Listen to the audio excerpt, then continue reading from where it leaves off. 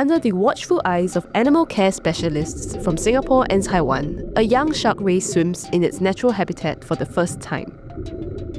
It's a great sensation of feeling because we have been tracking this animal since he was inside the uterus of the mom, since it was an embryo, and we have followed through several ultrasounds before it was born. I feel like a very proud dad now. The animal is a male Bowmouth Guitarfish born on May 16, 2025 at the Singapore Oceanarium. With unique features from both sharks and rays, the species is at high risk of extinction. Historically, the Singapore Oceanarium has been breeding Bowmouth guitar sharks to further its sustainability efforts by supplying these animals to other aquariums around the world for their conservation efforts. We now want to focus on breeding for release purposes, and hopefully this animal will be the pioneer for many other baby bowmouths making their way back into the wild.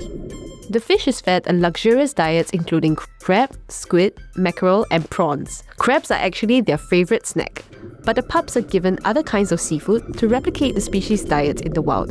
They are fed a total of 6 times a week.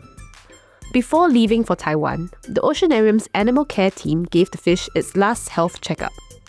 First, a blood sample is taken from its tail. The vet performs an ultrasound of its heart and liver. All the while, the animal's heart rate is tracked to ensure that everything is going swimmingly.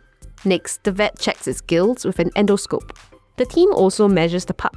It's nearly 1.5 meters long.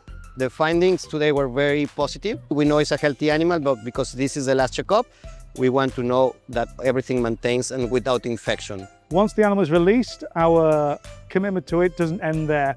The animal is to be tagged, and we hope that the release will continue to feed back a lot of really interesting data that we'll be able to share with the scientific community about the development of these animals and where they go in the wild. The Bowmouth guitar shark and the wedgefish family is particularly significant to Singapore because we find ourselves in pretty much the epicenter of where these animals are naturally found. The long-term goal for all these conservation efforts, these rewilding efforts, is to rewild back into Singaporean waters.